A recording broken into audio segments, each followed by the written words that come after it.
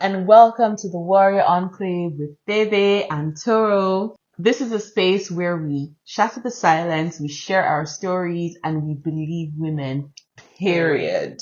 Today's topic is about how culture, religion, society at large really just traps women.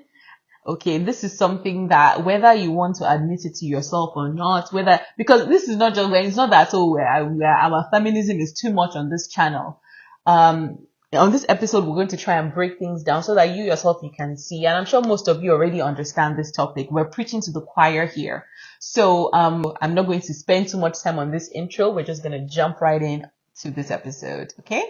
So, where does one even begin? Like, this topic is huge. There's just the length, the breadth, the depth of it. Today, we still have scholarship. We still have academics still trying to explain these things to us, to break it down with research. We can definitely look to history, and examples around us that just show us that, listen, we live in a patriarchal world. We live in a man's world. And as a woman, in order to live authentically, in order to navigate it safely, there are certain things that you just need to understand so you don't find yourself in trouble. And the very fact that we even need to do that already tells you everything you need to know about what it is to be a woman. Exactly. Really and truly, we're expending resources, expending brain power, just trying to keep ourselves alive and keep ourselves safe in this world that is inherently dangerous for us to exist in as our true, authentic selves. Right. And this thing is no be them say, like, it's not us just pulling stuff out of our ass. Like, look at the statistics. From femicide to female genital mutilation, to the gender pay gap, to all the struggles that we've done, generation after generation, exactly, unpaid labor in the home, the struggles that we've taken on as women, generation after generation, to try to achieve equality, to try to achieve equity, whether it's from the suffragettes, or abortion rights, exactly, or even, just even the right to vote, things like that, or even in terms of the medical research, where it seems like the things that concern women and women alone are underfunded, under-researched. You go to the hospital and some like patronizing doctor will look at you and not believe you. Just all sorts of craziness happening. You think about the maternal mortality rate. You think about, especially for Black women. Exactly, for Black women and femmes. Historically, women being diagnosed with hysteria, just as a result of reacting to, the abuse that they're suffering. So, there's just so much that plays into the burdens of what it is to be a woman in this world. Exactly. These are things that we're also just born into. From the minute that you slip out from betwixt your mother's legs as a girl child, okay? It's just, there's certain things that are already just set for you. And unless you develop the awareness, unless you get in connection with your true self, you'll find that you're living out a life that is scripted, but not scripted for you, in particular. And, that script might not be who you are. And, you have people suffering as a result of trying to conform to who they're not, or internalizing shame and blame for not living up to that perfect image of womanhood. And there are many, many layers to the grooming that happens with women, to get them to accept their lesser than, exactly, to accept their second class citizenship in the world, be it culture, be it religion, your tutelage just shapes you to accommodate your oppression, to essentially eat shit and grin, and then reward those that buy into it. But not really reward, because they still chop it in the end. Breakfast, and it ends in tears. Exactly. But then also severely punish those who attempt to buck against that script that has been written for them. It comes with a lot of heartache, a lot of tears, a lot of pain, and a lot of people give up And I don't blame them really, because it takes a lot to exist as your authentic self. Literally, it puts your life at risk. Just even simply wanting to just walk out at a certain time in the day, and you're putting your life at risk, because fine, yeah, you want some fresh air, you want to live your truth, You but want to then go for a run. exactly. But then if you now say you're not going to be security conscious, you're not going to do any of that, then you're putting yourself in harm's way. And really. should something happen, we know how the world reacts, with the victim blaming, with the you two, why were you there? What were you wearing? All sorts of nonsense, really. You dare not take your eye off your drink if you find yourself in somewhere, I was about to say unfamiliar, but even familiar places, you'll find that when it comes to issues of abuse, it's often those closest to you that violate you in all these like crazy and vile ways. So, as a woman, if you are not cognizant of the way the world is set up around you, it is a huge blind spot, and it leaves you open and vulnerable to all sorts of danger. It's one thing to awaken and come into awareness of the way the world is set up, of truly the betrayal it is, that women face. But it's another thing then to also then reverse the grooming that has been worked into you from birth.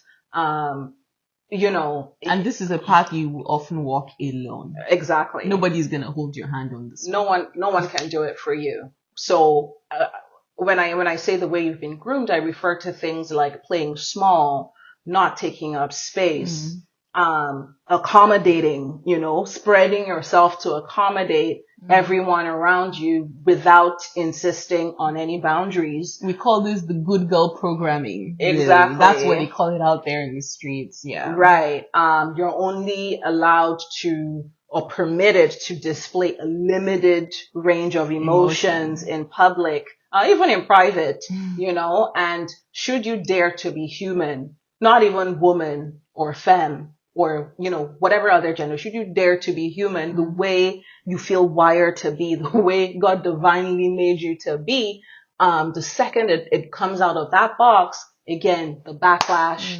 the violence, the power struggle to like put you back where in your place, the know your place aggression that comes, if you just assert yourself a little bit, suddenly it's like, no, not from you, woman. Hey, hush, little girl kind of thing. So, and there are examples everywhere, from, ourselves, from our families, from strangers. Again, just look around you. So, and I know it's very painful I think that's what a lot of women struggle with, really. It's very painful to swallow that pill. It's very painful to allow yourself to have that full realization of, oh my God, every step is a pitfall. Every step is a potential pothole. I think the reason why it's painful is also because you see that your oppression, the people that benefit from it, are usually your nearest and dearest. Yeah. And they will fight you too. So it's heartbreaking, because you don't want to see these people for what it is that they're doing to you, in the fact that, you're keeping you in your place. It benefits your husband. And so your father, your brother, your uncle. So like, what's all this asserting yourself that you're trying to do? These are the people that you have to battle against to live your authentic lives. And so I can understand why it's painful, it's difficult. You just want to run and hide, because like, who wants to do that? These are people you love. These are people, if you're married, you committed your life to. And so it's heartbreaking to now almost see your spouse or see your father or see your brother or see your uncles as an adversary to your life, really. The point I'm really trying to drive home here is that as a woman, as a femme in this world, you need to open your eyes. You need to open your eyes to the way things are set up around you in order to be able to assert your agency, in order to be able to negotiate your right to life, your right to full life, Mm. in this world. And everyone has their own way of doing that. Every human being is unique. And everyone will go at their own pace And everyone, too. yeah, wants to go at everyone, should be allowed to go at their own pace. And one of the other really painful things I think is when a woman comes to the realization of this, oh my God, this world is oof. You know what? I'm deciding that I'm not available for that. I'm going to choose to live this way, live authentically. It's one thing to battle like the men, and non-femmes out there, but it's another thing when the women closest to you, or they don't even have to be close to you, but other women and femmes who have bought into their own oppression, the patriarchy princess is there, fight you. Yeah, it's like they have the internalized misogyny, and you want to have compassion for everyone at whatever stage of growth, or awareness or realization that they've come to. But again, this is a journey that you have to be prepared to stand alone if necessary. You might have friends and it's not something that you can force somebody to come with you on. Everyone ascends at their own level, at their own pace. So be prepared for being betrayed. Be prepared for violence. And like I said, be prepared to stand alone. And I think really will I say ultimate sign? Yeah, the ultimate sign of liberation for a woman in this world is complete divestment from the patriarchal system. Be ready for the abuse that comes with it. Like, that's just it. But you have to get to a point where it's like, I can do bad all by myself. I don't need no man. I don't need no daddy. I don't need no whatever. Like, you have to be ready to be on your own. And I think a lot of women, again, based on the grooming, based on the way we're shaped, we suffer from codependency wounds, codependency traumas. And so you really have to get to that point where it's like you can be alone by yourself in your solitude, in your truth that you know, and validate that for yourself and not need it from anybody else to be able to completely divest from this. And this is not to say that, we don't have desires for companionship, for romance, for whatever it might be, sex, fellowship, communion with other people. I mean, we're humans, we're social animals. But then this is where you just have to be picky with the energy that you are entertaining. Exactly. What you're available for and how long you're available for it. Because like that till death do us part. People are dying now. It is by that death that they do indeed part, prematurely. You just have to, your eyes have to be open. Your third eye has to be wide open. You need to see the world for what it is. You need to accept reality. And then from there, once you're able to know truth, accept reality, then you can now start to truly live freely, liberated, and authentically. To be honest, like, I know it seems as if I'm not saying much on this episode, but I really do feel like Toro has the language. I'm sure you guys have heard by now. Like, she has the words. She understands this thing down to like on a cellular level. So I'm very happy to have her really, really explain these concepts well, because of course we want to make sure that we're passing on the correct information to you guys. But I'm also going to be sure to share from my own life too as well, just ways in which I fell into some of these traps and how that affected me, and why, in fact, the things that happened to me in my life happened because of, again, all these things that we're talking about, the moving pieces that were all at play, that prior to me opening up my eyes to seeing what was happening to me, I was not aware of the script on which I was running. I felt like I wasn't being my authentic self but I didn't know. And I kept on punishing myself for feeling like, oh, why am I not the way they have been telling me I'm supposed to be a woman? This is what you do. This is the blah, blah, blah. Why does this thing, it feels like it doesn't fit. And I don't know why. So I'm so happy that, in fact, by the time my eyes opened, the way everything just fits, and then now, because of the research, I had the language, I had the thought, I had everything that I had been looking for all my life that I didn't know I needed.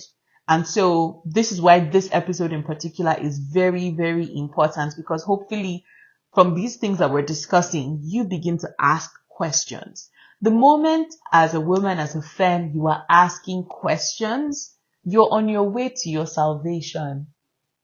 Really. I mean, besides culture, because the first segment we really just discussed like society, right, and culture. well, I think.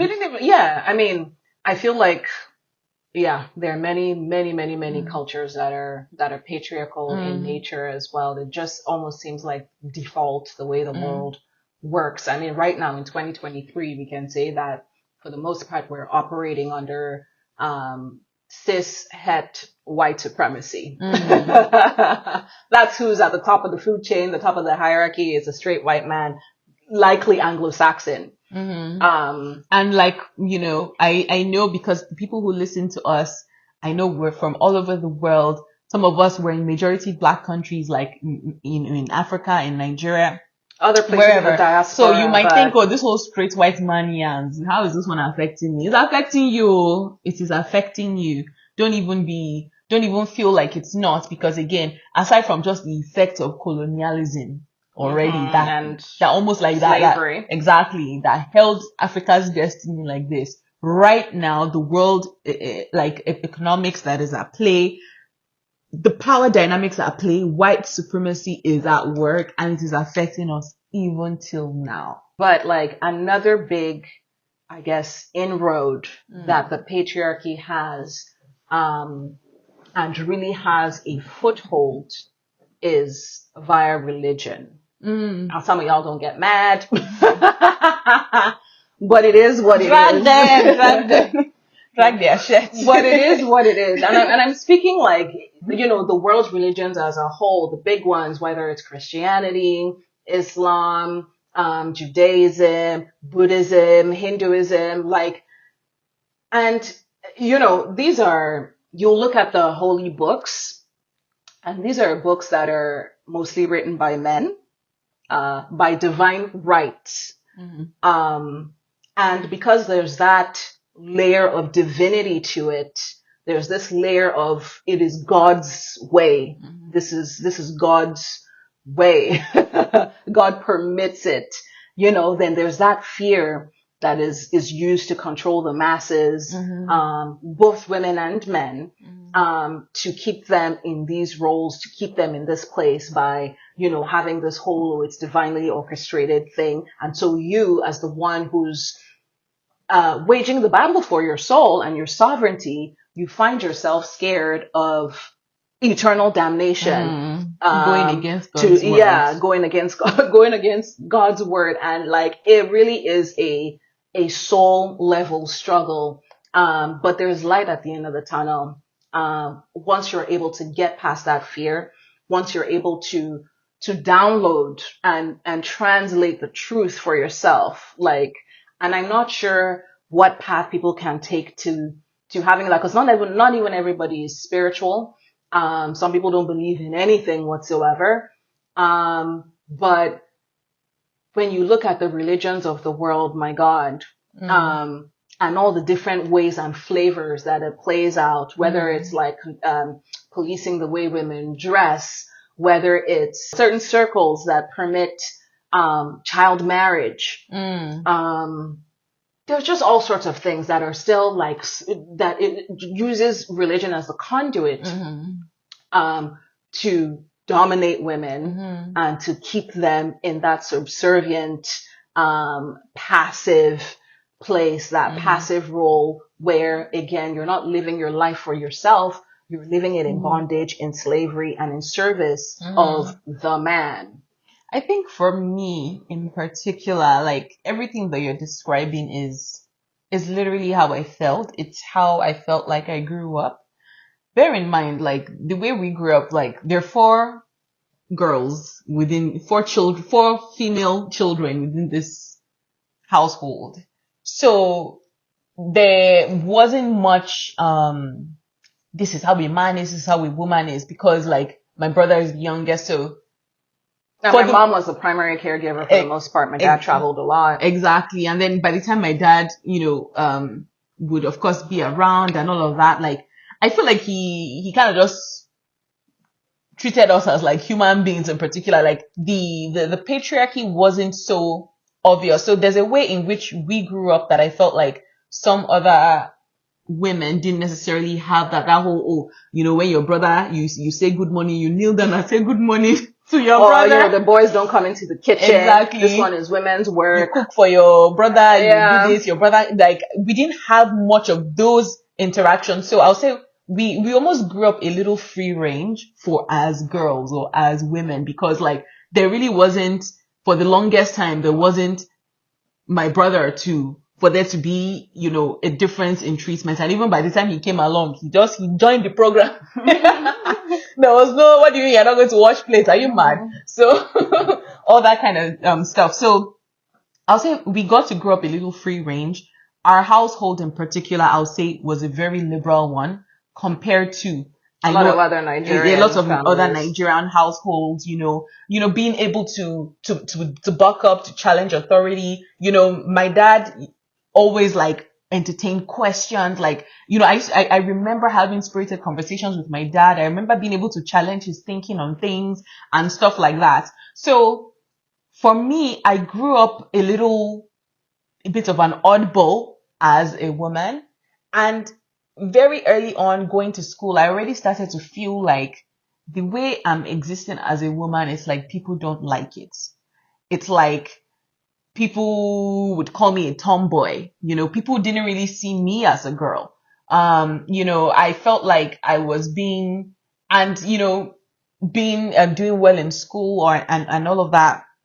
I was very athletic too as well. So I felt like as I was growing up, I kept on just feeling this rejecting energy, whether it was from the girls or whether it was from the guys. They weren't really checking for me because it's like, you're one of the boys kind of vibe. So I found myself getting into a lot of arguments, a lot of fights, a lot of arguments with the boys because I didn't rate them. I could see like, I wouldn't say I didn't rate them, but I didn't elevate them. I didn't idolize them by default because I can see you and I'm sorry, exactly. I'm intelligent. Yeah, I'm not going to like dumb myself down. I wasn't like willing to play those games. So I was always especially, fighting. The boarding school we went to, there was a lot of all this whole, as a girl, you don't do this. Oh, I don't eat eba, I don't eat all this babe and be a chick. Exactly. And I, in particular, I got a lot of flack for not being able to cope.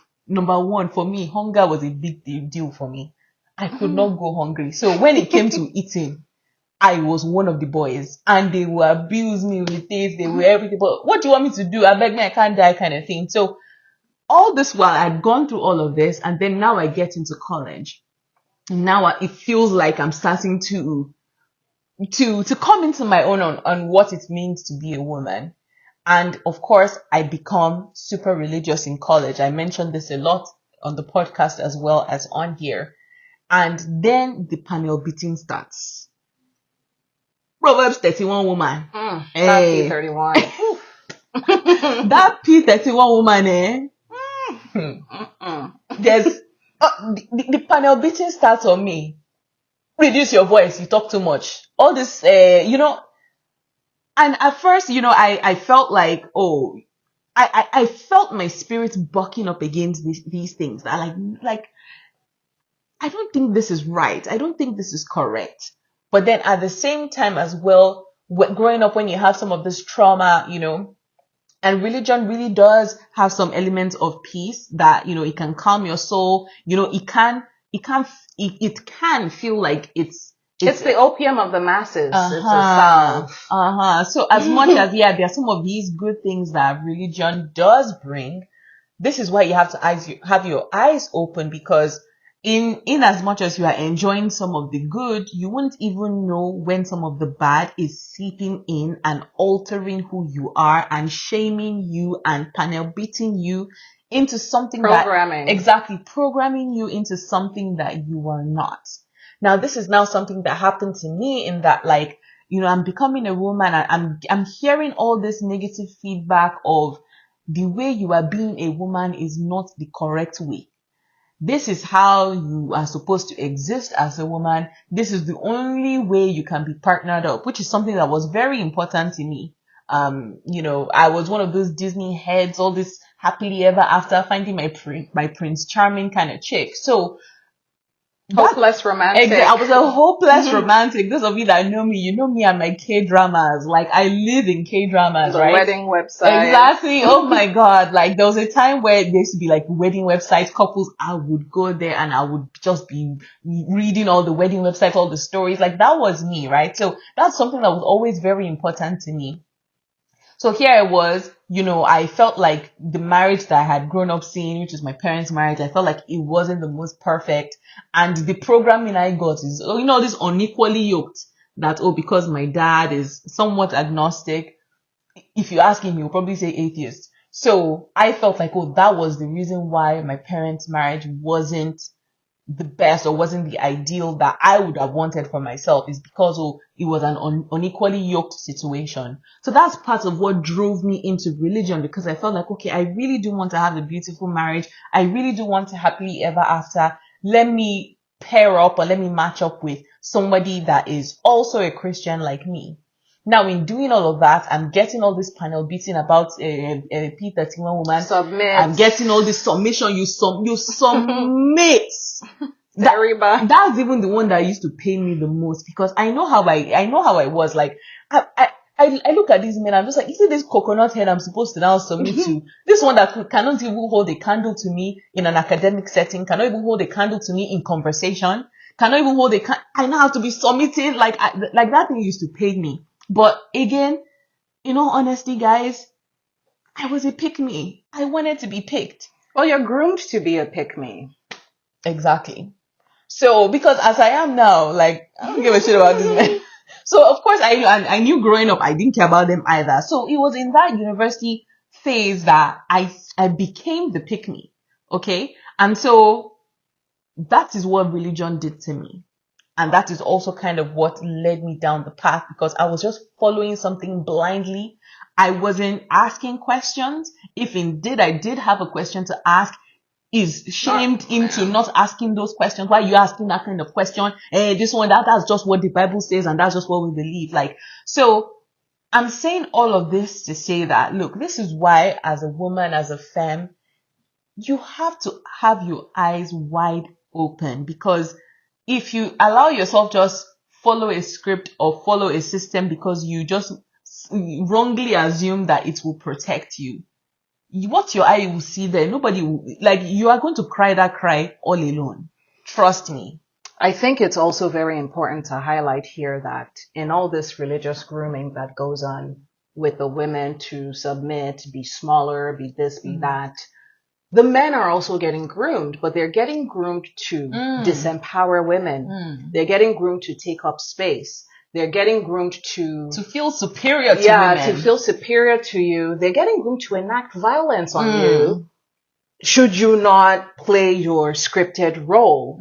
They're getting groomed to darale in the most unsavory ways. There's just really no way to say it. And we'll put a translation for darale there, because I just don't like let yourself go kind of thing. And just, the kingdom of this little kingdom. Yeah, exactly. Even if the guy is nonsense outside, even if nobody rates him at work, nobody rates him anywhere, but he knows. And he can always come into his house and sit down on his wife. And be the king. And family. That is what the grooming does to them. Yeah. And that's why they have all this entitlement to women. That's why they don't rate us. Because to them, they look at us as we are under their... Yeah. And it's like, they're groomed to challenge you for not accommodating their spread, and groomed to challenge you for not cleaning up their messes. Like, yeah, so the grooming is different. And then not only that, the purity culture. Ugh. That's another one that got me, guys. That one got me. And it's with the burden of purity is on the woman. She's the one that is groomed to be spotless, to be virginal, to be, you know, what's it called? The whole maidenhead nonsense. Like, especially when I even think about like the church I used to attend, how many girls with a mess or a message did we have? Oh God, the girl with a mess or a girl with a message. Oh my God. That's a stray bullet right At there. no point did I ever see them speak to the men and the men alone. About their messes. The number of Saturdays that we spent just receiving the programming of you keep yourself, you hold yourself, you don't, you know, and it's not even on in that same message of you keep yourself, you hold yourself, and then someone will ask a question, hey, but how will we not know what we are doing on that day? He will teach you. Okay. Exactly. How is he teaching you then? If he's not being groomed to be pure. And so what you have in these religious circles is essentially like, it's industrial. It's an industrial scale, factory level generation of pick-me's. You're shoveling women like coal into the fires, but you're shoveling them into the hands of worldly men. So you're essentially like a sacrificial lamb on the altar. And you know, you're groomed to accept yourself as the sacrifice. to take the knife and slit your own throat there and bleed out on the altar. Those are the women that are rewarded. Yeah, and that's who's rewarded. But when you really deep it, when you really think about it, it's like, who's really dead here? You know, who's really spiritually dead here? And the reward is a fake one. There's no reward. It's tears. It's not real, actually. It's really not real. I look at, when I read the statistics. When I read that Proverbs 31 woman and I saw everything, and then what did they say the husband was doing? They said he was sitting at the gates in a, like, what the hell was that man doing? Yeah, well, she's cooking, she's cleaning, she's having business, she's buying property, she's doing that, she's lighting candles in the night, sewing clothes. Excuse me, sir. This woman is overworked. And she's tired. Overburdened, yeah. And she's burnt out. Trust me. And it's still like, come to bed and perform. Crazy. Like a hoe in the sheets. I mean, what did they say? Exactly. How do you want me to be a freak in the sheets if I'm not supposed to be? You want me to be a freak in the sheets, but I'm not supposed to do anything until the marital bed. Like, please, which one is it? Which one really is it? And that's the thing, when you really see all the contradictions, you're groomed to hold dissonance because so much of it just doesn't make sense. You're groomed to switch off, you know, your natural intelligence, God-given, and just buy into the nonsense. And essentially what then happens is you have women who are naive, who are innocent. They have this huge blind spot. They're not, you know, aware of the dangers of the world, of the inherent dangers of relating with men, based on the way we're differently socialized and the way we're differently groomed. In fact, they say that by the time like men and women are of the age where they're pairing up, you know, appropriate age where they're pairing up to be life partners, it's like you're different species. Like that whole men are from Mars, women are from Venus.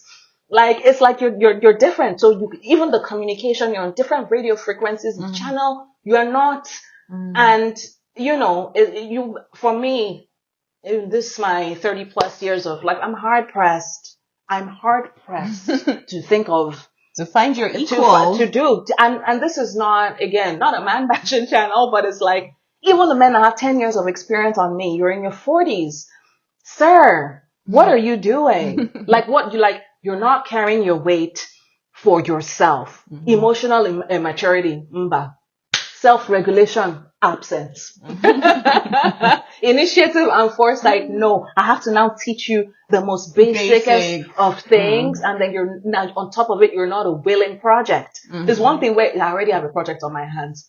Okay, let me teach you. You know, he who knows not and knows that he knows not is a child. Teach him. But these men, they know not, and they know not that they know not. That's a fool. You're supposed to shun that. You know? But it's like, and if you're trying to elevate somebody by force, that is a futile endeavor, because they're going to be like an anchor on their foot and they're going to pull you down. And it is tragic.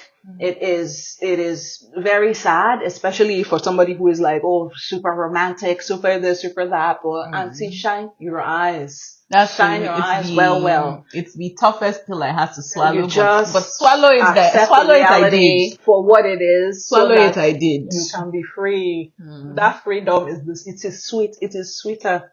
It is sweeter than whatever romance. Than being shackled. Than whatever Kenny else says. They say to you, I'm crying a Benz. You shouldn't be crying at all.